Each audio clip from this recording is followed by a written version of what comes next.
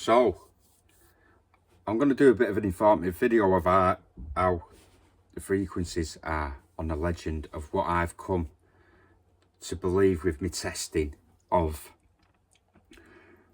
what frequencies are used in M1, M2, M3. Now, manufacturers, it's not just with Nokta now, not Nokta Macro, but all the manufacturers will not say what frequencies they use in their multi. So they'll state what frequencies are used, like the Legend is 410, 15, 20, 40, but they won't say what frequencies are used in M1, in M2 and M3, but they are weighted. They're weighted, which means there's probably two frequencies running. M1 will be lower frequencies for high conductors, so your buckles, copper coins, your big silver coins, stuff like that, bigger conductors. M2 will be weighted. So with M1, I reckon it'll be like something like 4 or 10 with 15. This is what I think. It'll be 15 and then 4 or 10 for your M1. With M2, it's aimed at lower conductors, so like gold, small hammers, thin, just low conductors. Silver, even silver. Now you think silver's a high conductor, but a big silver coin's a high conductor, but a small piece of silver, like a thin hammered, cut half or quarter, is a low conductor because of the amount of it and the size of it. So I was thinking that it's probably using 15 and 40. It's definitely using 40. M2 is definitely using 40. I know that from my test. There's 40 in there with another frequency, which will probably be 15 or 10. 15 is normally a mid. Most detectors run on 12 or 15. That is a really good frequency for most items, because you've got a bit picking up your low and your high. It's just that when they're weighted, they just tuned in that little bit better. You'll still find, say you're running M2, and that's aimed at lower conductors, so you're running high frequencies, you'll still pick up the lower ones. It's just better. You'll still pick up the higher ones, like coins, big silver coins and stuff like that with M2. It's just better at picking up the small ones. I'm going to explain it. I'm going to show you now.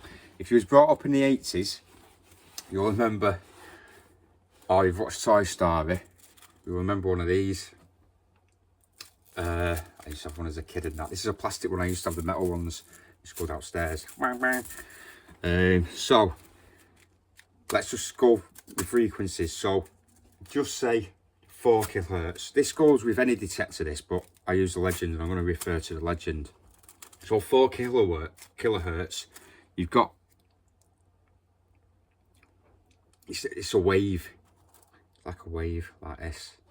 So 4 kilohertz, the wave pattern will be really wide, like this, which can travel deeper. So as you start going through, so that's 4 kilohertz, and 10, 15, 20 and 40. Now, as you can see, 40, if there's a small item, just say that, small item, that wave pattern is going to go over that because it's tighter. It's a tighter wave pattern, so it can pick up the smaller stuff. Where if it's a wide wave pattern, it won't pick up the smaller stuff, it'll pick up the bigger stuff, but it can get deeper. You see how the wave opens up? It's the same with, if I put a small hammer down, a really thin piece of hammered, which come up about 16 on the ID, between the iron, so it's like masking it a bit. 4 kilohertz won't hit it, 10 kilohertz won't hit it, 15 hit it a bit, but the best was the 40. The 40, because it puts it out from the iron. It was tighter and picks up conductors.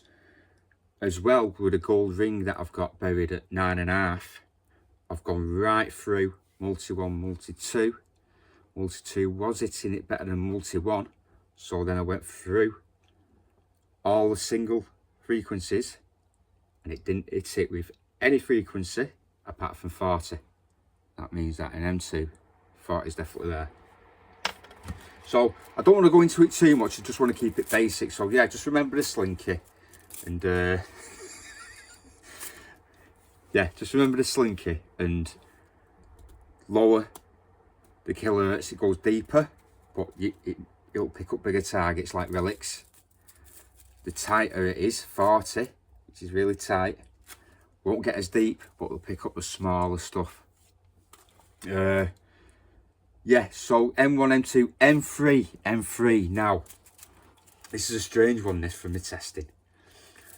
Now, what I've done without the test is it doesn't hit tin foil and it doesn't hit coke as hard in M3. So, small tin foil, coke comes in at 11 and tin foil comes in, all depends up to 24, 25. All depend on the size of the tin foil.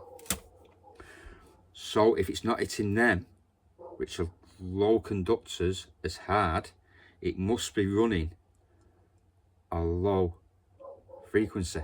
It must be. Plus halo effect, which is oxidization of the ground. If it's not hitting them as much, then it must again be a low frequency, because high frequencies would be erratic. It would be erratic with 20 or 40 kilohertz. So it must be running low again. But because M1 I think is 15 and 4, I'm not too sure what it could be. I'm not too sure what it could be. It could be 15 4, 15 10, something like that. It'll be something anyway, just to stop. But it will be running. There won't be any high frequencies in that M3. I need to do more testing to try and nail down exactly. But like I say, it's very secretive to the engineers of that company how they're weighting their frequency. They've got it set up pretty well with a Nokta Legend.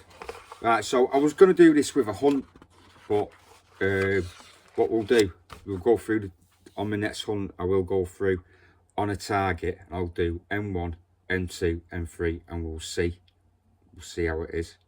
We'll see how it performs while we're out in the field. All right, thanks.